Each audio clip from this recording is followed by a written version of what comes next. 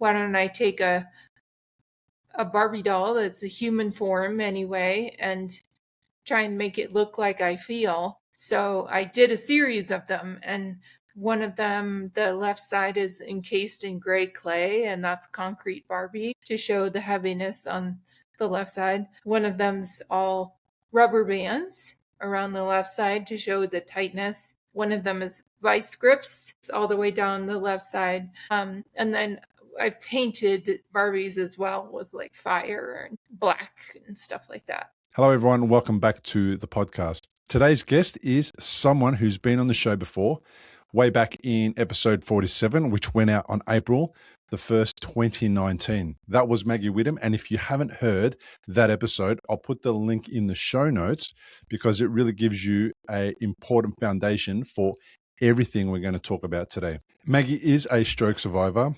She is an artist and an actor, amongst other things. She was 33 years old, healthy and fit, and studying for her Master of Fine Arts degree when a brain bleed caused a massive hemorrhagic stroke on Christmas Day in 2014. What followed was paralysis, time on a ventilator, brain surgery, years of rehabilitation, and a life that had to be rebuilt from the ground up. 11 years on, Maggie Whittum is back, and she has a lot to say about those 11 years, how they've actually looked, the pain, the identity shifts, the creativity that came out of it, and a documentary film she has been making called The Great Now What, which is heading into its final stages of post-production with a crowdfunding campaign launching May 1st, 2026. This is a conversation about what life after brainstem stroke really looks like when you stop counting the years and start counting what you've built. Before we get into it, if you've been finding value in this podcast and you want to go deeper in your own recovery, my book, The Unexpected Way That a Stroke Became the Best Thing That Happened, is available at recoveryafterstroke.com/book. It's written by a stroke survivor for stroke survivors, and it walks you through 10 tools that helped me rebuild my life after 3 brain bleeds and surgery. And if you want to be able to support the show to help me keep doing what I'm doing, making content for people who need it the most, you can head over to patreon.com/recoveryafterstroke. Your support keeps this podcast going, and I'm genuinely grateful for every single patron. All right, here is my conversation with Maggie Whittum. Maggie Whittum, welcome back to the podcast. Thank you. The last episode we recorded was episode, I think, 47, and it was uploaded to YouTube on the 1st of April, 2019. Right. It's 7 years ago. Wow. Time flies. It does. And back then we spoke about your stroke, which it had only been a short amount of time since you'd had the stroke. When was the stroke? The stroke was Christmas 2014. I was couple years out, almost 5 years at that point, and now I'm 11 years. Yeah. I remember how difficult it was for you early on in your recovery because you had to deal with a lot of deficits.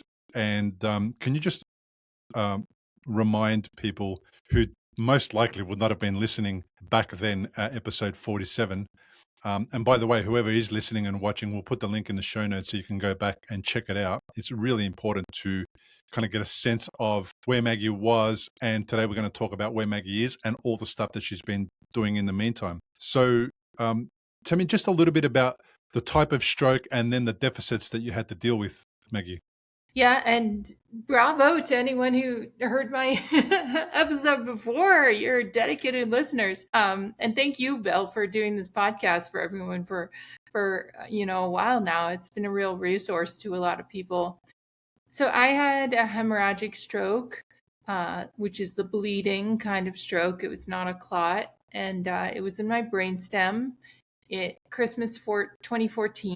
And it was caused by something called a cavernous angioma, which is a blood vessel malformation in the brain. 1 in 500 people has a cavernoma in their brain, but you may never know it your whole life because it may not cause any symptoms. And only 30% of them can be symptomatic in your lifetime. So mine, they can cause little symptoms like numbness or tingling or bigger problems like seizures, and they can cause huge problems like strokes and I first learned I had a cavernoma in my brainstem when I was having a full-on brainstem stroke. What were some of the deficits that you had to deal with after your stroke? Well, some of them have continued to this day, and some of them have resolved.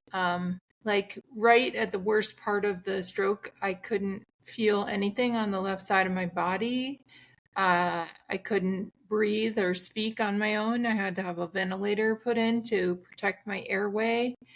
And my vision was completely kaleidoscopic, double vision. And my eyes were kind of bouncing around in my eye sockets a bunch. Nystagmus. Yeah, yeah. And, I was fully paralyzed for a while on the left side of my body, and that kind of went away. I have kind of hemiplegia now, right? Partial paralysis. Like my left side is uncoordinated and weak, but it does move, but I still can't feel it. And I walk with a cane now.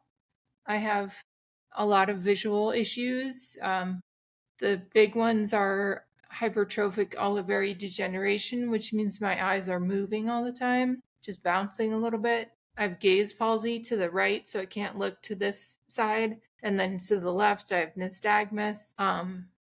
And I had cranial nerve palsy because of the location in my brainstem of this hemorrhage. Full right side facial paralysis, so you can see like the right side of my face doesn't move. Yeah, and I have a ton of nerve pain now, like chronic neuropathy, really intense nerve pain, really like a burning, freezing sensation in the left side of my body. Pins and needles, like the worst pins and needles you've ever had. And yeah, those are probably the big ones. And certainly a lot of emotional turmoil in all of that medical trauma. Yeah, makes complete sense. Emotional turmoil, kind of roller coaster type ride type of stuff. And is it related to the deficits you're experiencing on a daily basis? Or are you also doing the my life was like and now my life is like? Are you still kind of going through that process as well? It's certainly gotten a lot easier. I would say the first 2 years was just a real nightmare. In comparison to this is the life I had and this is the life I have now, and they're so different, and I'm just devastated by it. But I still find myself comparing my life to what it was or what it might have been. I don't think I'll ever stop doing that, honestly, but I do it a lot less now. Yeah, that's a cool thing that you notice that you do it a lot less. I mean, it's quite normal to think what might have been. I mean, we do that in most situations in life, when I didn't take that job and then you find that that company did well, or, and then you kind of think, oh, wow, I wonder what it would have been like if I did that. That's kind of a normal thing to apply to opportunities lost, or experiences we had that we didn't plan for or didn't want to have. It's pretty normal, would you say? We're going to take a short break right here. If you're just joining us, I'm talking with Maggie Whittum, a brainstem stroke survivor and a filmmaker who is 11 years into her recovery and in the final stages of completing a documentary about what that recovery has actually looked like. The film is called The Great Now What, and a crowdfunding campaign to complete it is in post-production. To complete it in post-production launches on May 1st, 2026, which is Stroke Awareness Month in the US. If you want to follow Maggie's journey and be the first to know when the film premieres, head over to thegreatnowwhat.com and get on the email list.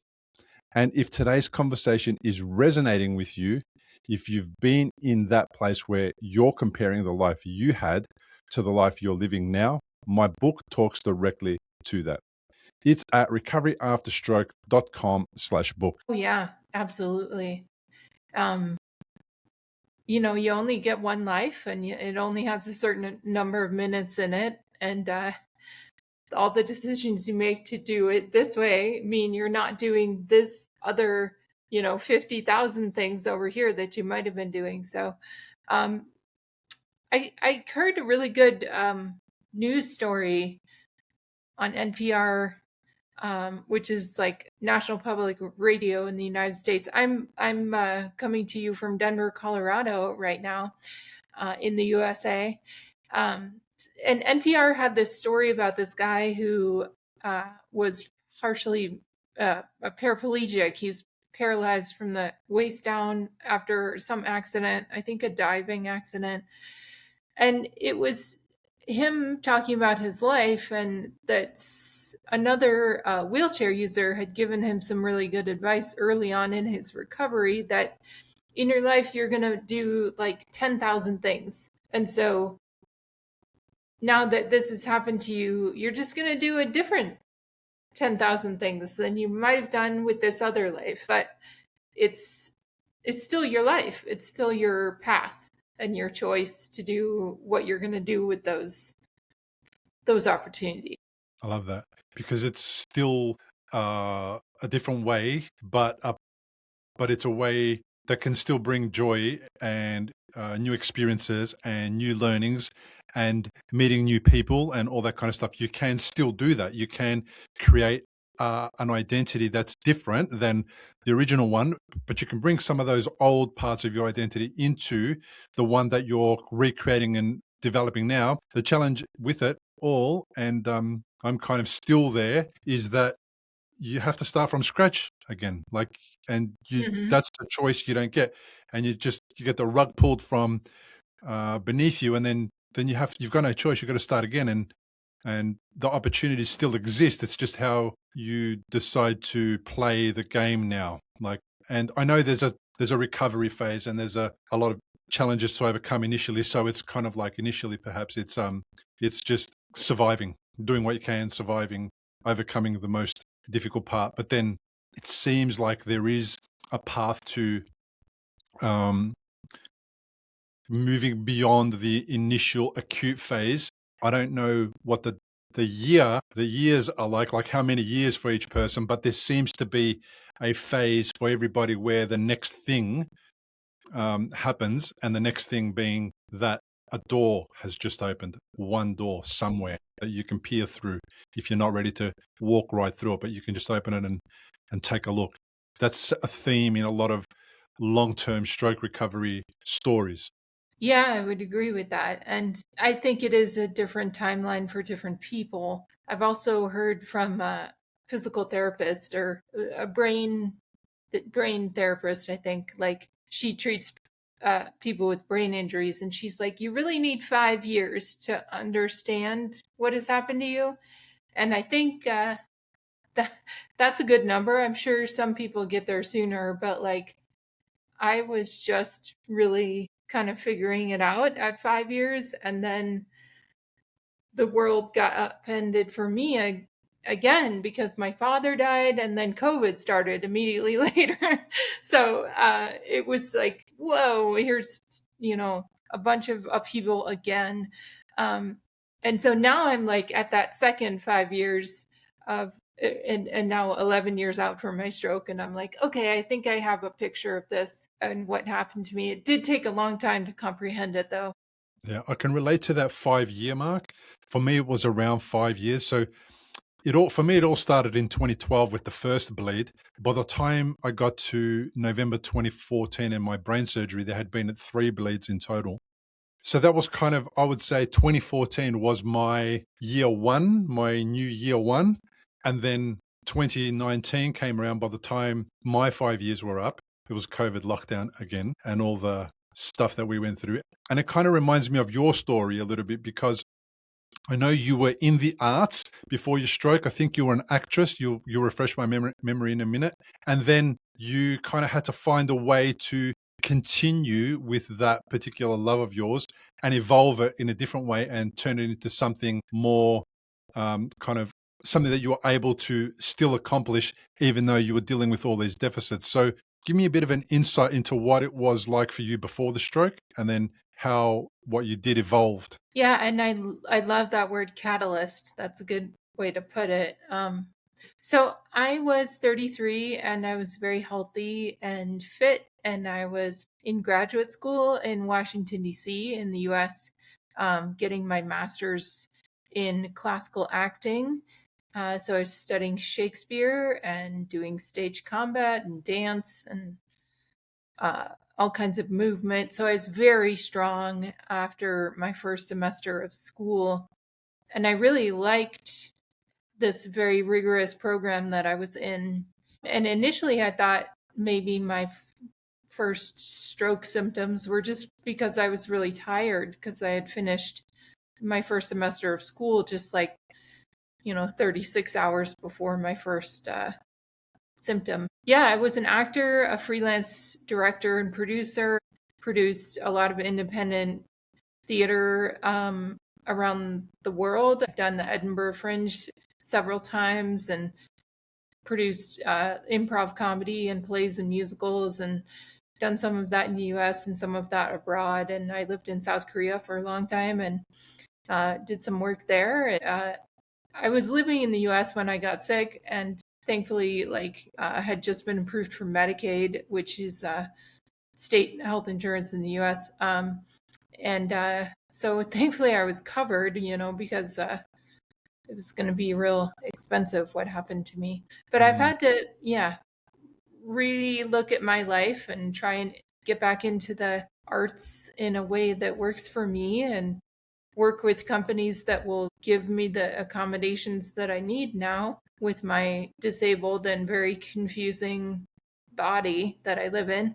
But I found those opportunities, and I'm really glad that I have, because I've done some cool stuff. I've done some cool 10,000 things, not 10,000 things, but like 5,000 cool things since On the my way, stroke. sure. One of the first things that I saw, I think they made me reach out to you, that you did, was you made the Barbie dolls that reflected what it felt like to kind of exist in your body. And one of them had, on half the body had pins in it, and then it had plasticine or something on the other side to represent the stiffness or the heaviness or the tightness.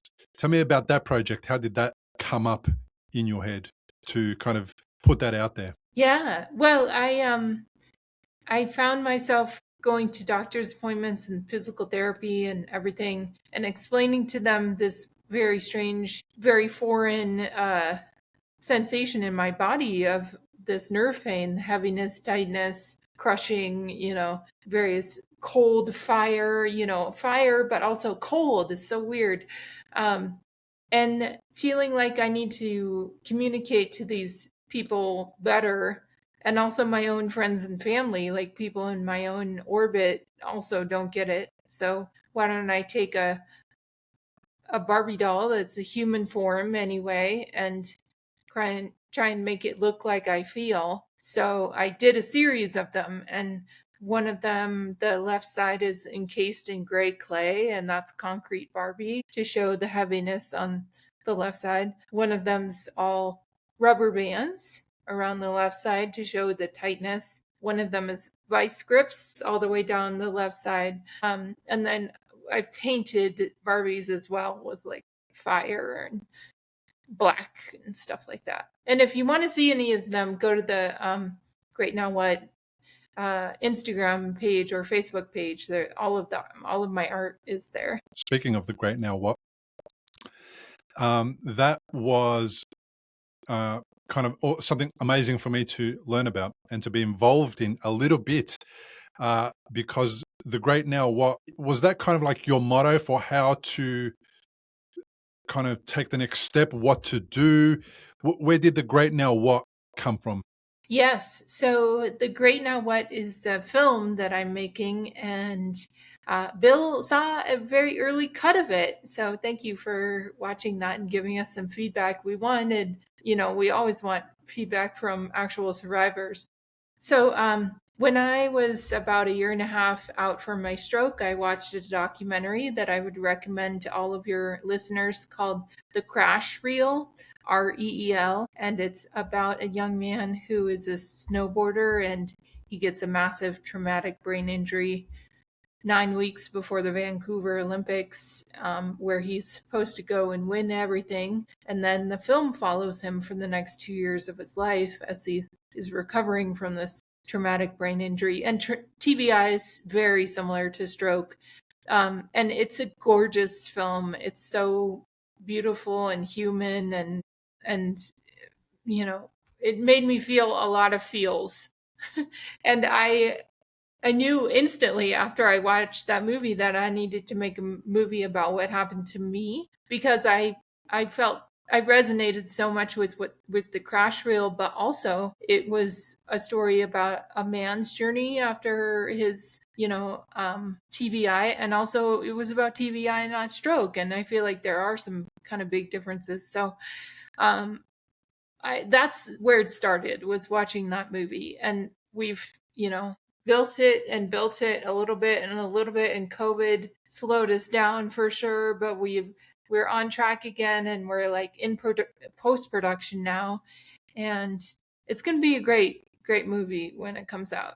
I remember the cut that I saw fondly, and the reason you contacted me was so I can give you feedback, and I'm pretty sure I wasn't able to give you any feedback that was about what it was missing or what I didn't like about it, because I loved it, and all I said was, I think it's great, fantastic the way that it is. I don't know if that was helpful, but when I saw it, I loved where it came from. I loved the story it was telling, and I loved what it was going to potentially do for the viewer when they're watching it. Yeah, I think it will mean a lot to people who survived stroke or brain injury in terms of like what recovery really looks like. It's very honest, it doesn't sugarcoat anything, and it doesn't I find that a lot of stories can be kind of saccharine about recovery, and like it's like, oh, here's the fall and then the rise, and then it's triumphant, and it's also just kind of false somehow and a little bit nauseating, honestly, when you kind of gloss over that really difficult middle part. And my film doesn't shy away from that pain, Hollywood has trained us well on the hero's journey. And yeah, we do see the triumphant ending, and the middle part is glossed over, because if you had to spend a lot of time on the middle part, it would be such a long time for some people, because an hour and a half for a storytelling experience is not long enough, right? This is a decade or more of your life. yeah, and from the beginning, I've wanted to have some creative control of this film, very intentionally, because I feel like so many stories about disability get it kind of wrong. And so I found a director who's been incredible to work with, and I'm producing the film with her. But I knew that I didn't want to just give my story to someone, because it's quite a story, honestly. But I didn't want to give it to someone else to do with what they might, especially with my background of being a creator myself. So, but it's also hard to look at yourself on screen and, and make choices as if you're looking at a character in a film. That has been challenging, but I'm glad we've stuck with it. Is there some learning in that for you, being able to see yourself on the screen, and then being able to take the producer's role and then make a creative decision rather than a personal or emotional one? Yeah, well, I mean, the fact, like, everything has taken a long time with this movie, and that's partially because I was not a filmmaker before I decided to do this project. And so things have come together pretty slowly, and I also have very little energy. As a stroke survivor, that's one of my big deficits, right? Is that I deal with fatigue. And so just doing it little by little, day by day, and we'll get, a little bit done here, but then COVID starts, and and then everything is turned upside down again. But the time that has passed means that I can look at everything more objectively, which is really crucial to making certain choices about, we're going to include this and we're not going to include this, and this is why, because I'm not so emotionally invested in it anymore.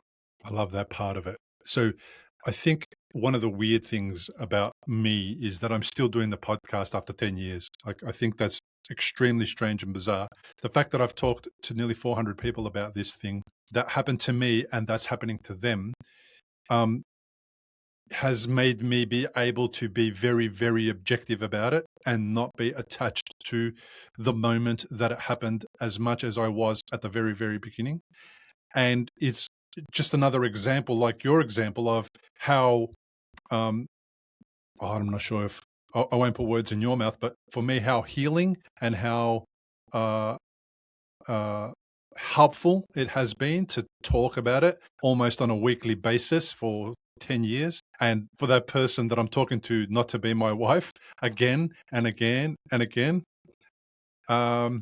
So do you get a little bit of, is it cathartic as well for you?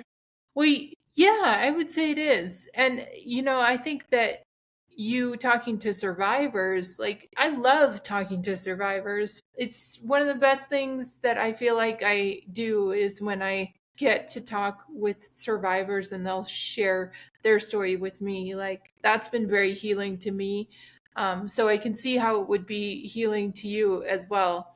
But yeah, it is cathartic to see the movie grow, and hopefully it's going to be something really incredible when it comes out, and that will be a triumphant moment. But also I had some catharsis early on with some earlier cuts, like the cut that you watched. It was very hard for me to watch initially. But then now that I've watched this material many times, I don't have the same reaction to it, which is good because I need to be objective about it. Sounds like a little bit of exposure therapy. Yeah. How does your co-collaborator or the people that you've had involved in this come along for such a long journey on a project? It just, the mind boggles as to how long these things can take. And I appreciate COVID and other setbacks related to your fatigue, etc. How do they just come along that journey with you for so many years? That's a good question, and I feel blessed that that they've stuck with me. This I think that this project matters to the director too, as well. In a big, big way. So, but you'd honestly have to ask her. But I'm grateful that she stuck with it, and we've stuck together, and we're gonna get there. I think that sometimes, movies take forever. And the more I learn about filmmaking, the more I realize this. That movie, Mad Max Fury Road, which is one of my favorite movies, and, kind of came from Australia. Like, the guy who made that, the first time he thought of the first idea was in 1990. There's a great documentary about this. And the movie didn't come out until 2015. So that's 25 years of him working on this film. And like, they had everything set up, and then something happened, and then the weather changed, and the financing fell through, and like they had to start again. And like, Wow. it was just this incredible saga to get that movie done. But then when it got done, it was just dynamite. So sometimes they take a long time. Sounds like the movie about the movie being made would be a movie and a half. Like, that would be such a movie. It's on YouTube. I think it's like the madness of Mad Max or something like that. Yeah. It's great. It tells you all about the pitfalls and the obstacles on the way to getting the movie done. But it's a great analogy as well for what comes after stroke, right? It's like, I had a coaching call with somebody just about an hour before we got on the call today, and the person's 6 years into their recovery, and they're at that stage where they're just impatient now. They're getting impatient. And it's very difficult for me to say, just be more patient. It's only been 6 years. You've got all this time ahead of you. I would never say that. And it's not, I don't think it's fair to say that to somebody. But the reality is that 25-year project to begin a movie and finish one, you may as well kind of put that approach towards your life. You're 40 years old, for example, and you're likely to live till 80. So that could be another 40-year project that you make your life another 40-year project. I think it's a great thing to work on for the next however long, you choose that to be. It's been a real joy. I mean, at times also a real challenge, but a real beautiful thing in my life to work on this movie. And to learn more about filmmaking. I feel like I can call myself a filmmaker now. I really couldn't call myself a filmmaker when I started this project. That's a great identity shift, right? That's a classic example of how your identity can evolve and change as your recovery continues to happen, and it can happen in conjunction with your recovery. Your identity can evolve and you can become this new version of yourself that you never would have thought possible before. Well, for some people, they may not have thought possible. Mm-hmm. Yeah. When is the movie out? What are you hoping is going to happen between now? We're in April 2026 and the next few months or weeks. When can we expect to see the movie? So when you make a movie, you premiere it at film festivals, and then hopefully you do community screenings after it has premiered. And also you are searching for a distributor at that point, so that it can get onto a platform, right? Like we want it to be available to people to watch online. So, maybe we would get a deal with a major platform. That remains to be seen. But my hope is that it's going to debut, it's going to premiere at a really important film festival in the United States. And then we would take it around to a bunch of festivals everywhere. Maybe we'd come to the Melbourne Film Festival. I would love to meet you in person. Yeah, and in conjunction with the festival run, we would do community screenings in the cities where the film is showing at these festivals, and then hopefully also get this distribution deal. But also we can self-distribute. The internet is, a magical thing in some ways, and it means that I can put a movie online and people in Australia or in, Korea. Spain or South Africa, wherever, they can watch it. So I would say if people want to see it, then they should join our email list. And we are keeping people updated about the status, but it won't be available until we premiere. And then after that, it will likely only be available for in-person community screenings. But then after that, then it gets a distribution deal and it's available online. And we would keep everyone updated to that if they join the email list. Yeah. So the movie is called The Great Now What. People will go where to join the email list? Will they go to thegreatnowwhat.com, is it? Yeah. Yes. Okay. They can follow the Instagram page, The Great Now What on Instagram. Mm-hmm. I'll have links, all of that in the bio. How would they get in touch with you? Through the website? Yeah, you can. If you email through the website, I can see that. Yes. Excellent. So that journey between premiere, small community screenings, and then major distribution, whether it's on a platform like YouTube or whatever, when it gets to that kind of final stage of distribution, how long does that typically take?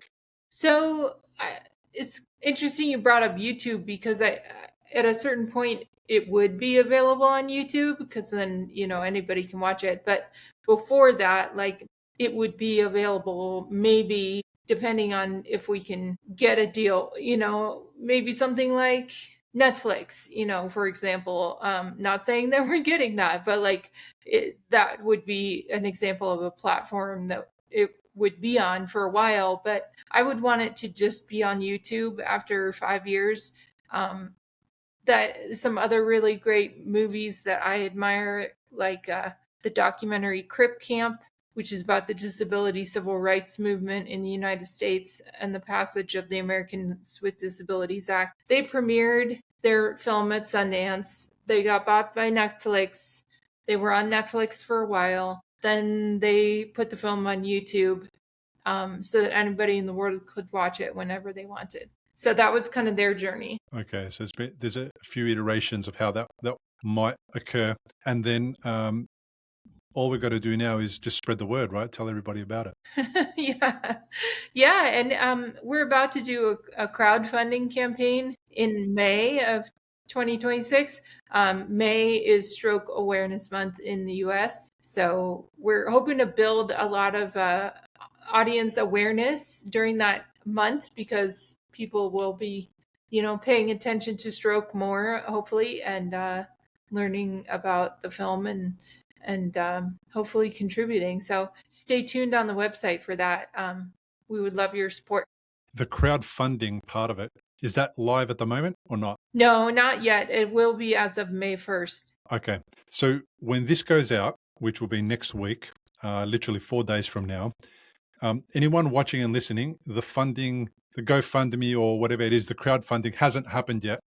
And then as soon as I receive that information, I'll share it to my email database. Of course, Maggie will share it to her email database. So get onto that one through thegreatnowwhat.com. And also, I will be updating the description in the YouTube channel with the link for the crowdfunding, so you can go there. Now, what's the crowdfunding for? People kind of need to understand, if they're supporting it via a small donation or a large one, what that might be, what that goes towards. So in terms of like the stages of a film, you have development, pre-production, and then production, and then post-production. So we're funding for post-production right now, which is like editing costs, color, like you gotta make sure the color's the right on the screen, sound mixing, music, putting in the score and mixing the dialogue with the sound of the music and stuff like that. And we also want to make sure the film is accessible to all disabled people. So we want to do a version with captions burned in and a version with audio description for visually impaired people. All of those are post-production costs. Yeah, there's people actually getting paid to put that detail into the footage so that it's actually easily accessible by people of all abilities. And then also the coloring is just a standard part of filmmaking. The sound is a standard part of filmmaking, but you want to add those extra layers for people who can't read the way that others read, and then also people who can't hear the way others hear. That'll be awesome. Right. Well, Maggie, is there anything else that we need to say about this film before we get it a wrap up? And then I don't think so. I would just appreciate everyone's awareness and support of it, because there aren't very many disabled filmmakers out there, and I feel like I'm a bit of a trailblazer. There need to be more of us. And if any of you listening out there right now are like, I'm disabled and I want to make a film, I should encourage you to do so. I love that. Why not? Absolutely. You can try something you've never tried before, and you can discover all of the obstacles that you need to overcome to become a filmmaker, let alone a disabled filmmaker. Yeah, and I'll give a quick plug to Forward Doc, FWD-DOC. FWD stands for Filmmakers with Disabilities, and it's an organization in the US, but they serve people all over the world. You can join the Forward Doc Google group and chat with other disabled filmmakers, and that they've been a great resource to me and a great encouragement to me in making this project. I love it. Maggie, thank you so much for reaching out again. I really appreciate being even a small part of your movie journey, giving you my thoughts, allowing you to come on here and share this project near its completion after all those years is such a tremendous thing for me. It's such an honor for me, A, that I'm still around doing this, and B, that you are still around doing what you're doing. It's just a testament for for what's possible after stroke for people who have been injured, through no fault of their own and ended up dealing with this stuff they never asked for. Yeah, and perseverance and endurance is key, right, with stroke recovery and filmmaking. Yeah, absolutely. Thanks, Maggie. I really appreciate it. Thank you, Bill. You're amazing. Appreciate you. And that's a wrap on today's conversation with Maggie Whittum. I want to say a massive thank you to Maggie for coming back on the show after all these years and for being so honest about what 11 years of life after brain stem stroke actually looks like. Not the glossy version, the real one. If the Great Now What sounds like something you want to support, here's what you can do right now. Head over to thegreatnowwhat.com and join the email list so you're notified the moment the crowdfunding campaign goes live. That's May 1st, 2026. You can also follow the film on Instagram at @thegreatnowwhat. And if you want to hear where Maggie's story started, go back and listen to episode 47. I'll put the link in the show notes. It is definitely worth your time. And if today's episode moved you, the best thing you can do is share it. Send it to someone who's in the middle of their own recovery. Send it to someone who loves a stroke survivor and wants to understand what the middle part of recovery actually feels like. Every share gets this conversation in front of someone who might need it. You'll find my book at recoveryafterstroke.com/book. And if you want to support the podcast directly, you can do that at patreon.com/recoveryafterstroke. I read every message and I'm grateful for every one of you. Until next time, keep going.